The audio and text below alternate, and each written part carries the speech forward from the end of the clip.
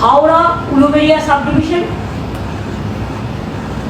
এছাড়াও হুগলি খানাকুল, গোঘাট, জয়রামবাটি, কামারপুকুর, এই অঞ্চলগুলো জলে ভেসে যায়। গভীর নিম্নচাপের প্রভাবে বাংলার বিভিন্ন জেলায় কয়েকদিন ধরে টানা বৃষ্টি চলছে। তারই জেরে জল ছাড়ছে ডিবিসির জল ছাড়ার ফলে বিভিন্ন জেলায় প্লাবনের আশঙ্কা দেখা দিয়েছে। এই পরিস্থিতিতে মঙ্গলবার বিকেলে নবান্নে উচ্চ পর্যায়ের প্রশাসনিক বৈঠক করলেন মুখ্যমন্ত্রী মমতা বন্দ্যোপাধ্যায়। এদিনের মিটিংয়ে মুখ্য সচিব, স্বরাষ্ট্র সচিব, রাজ্য পুলিশের ডিজির পাশাপাশি বিভিন্ন জেলার ডিএম এবং এসপিরা উপস্থিত ছিলেন।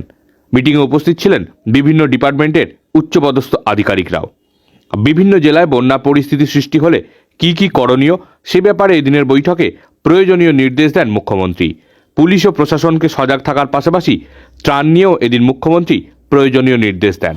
এখন থেকে ডিএমএসপিদের বলবো, সব ভিডিওকে, আইসিদের, ওসিদের, কমিশনারকে, অল যারা অ্যাডমিনিস্ট্রেশনের অফিসার আছে, মেবি সিভিক অর পুলিশ, সবাইকে মাইকিং করে লো ল্যান্ডে যারা আছে তাদের সেন্টার ক্রিয়েট করে আশেপাশে যে বাড়ি আছে, রিলিফ সেন্টার আমরা কিছু কিছু অঞ্চলে করেছি, অনেকগুলো করেছি, কিন্তু যে যে অঞ্চলে রিলিফ সেন্টার নেই সেখানে আশেপাশে পাকা বাড়ি কি আছে গভর্নমেন্টের দেখে নিয়ে সেখানে তাদের নিয়ে এসে রাখুন এবং তাদের রিলিফ দিন যতদিন পর্যন্ত তারা বাড়ি ফিরতে না পারবে, এবং বাড়ি ফিরলেও স্বাভাবিক জীবনযাত্রা পূর্ণ করতে না পারবে ততদিন কিন্তু আমাদের রিলিফ ওয়ার্কটা চালিয়ে যেতে হবে।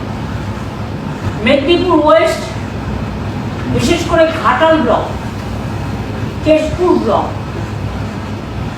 ওখানে ঘাটালের পাশেই চন্দ্রকোনা আছে, হুগলি এবং মিদনাপুর পশ্চিমের মাঝামাঝি, একদিকে খানাকুল, একদিকে গোঘাট, একদিকে জয়রামবাটি, কামারপুকুর, অন্যদিকে চন্দ্রকোনা, ঘাটাল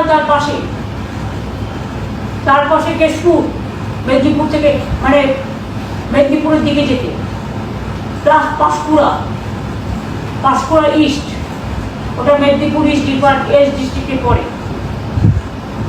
এবং মেদিনীপুর শহরের আশেপাশেও কিছু অংশ। ঝাড়গ্রাম জেলা জলে প্লাবিত হয়, যেগুলোর মধ্যে থ্রু দিয়ে জলগুলো আসে, বাঁধগুলো আছে, বিশেষ করে বাঁকুড়া জেলা, মেদিনীপুর ওয়েস্ট জেলা, মেদিনীপুর ইস্টের কিছুটা, Bankura maximum, Medinipur West maximum, Jhargram maximum, Howrah Uluberia sub division,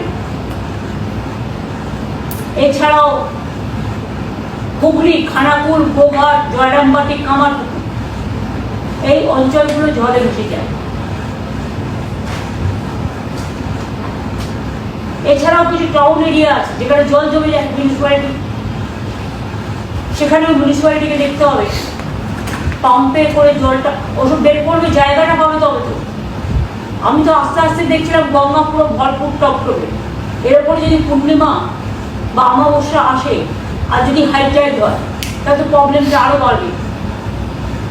সুতরাং এখন থেকে প্রিকশন নিয়ে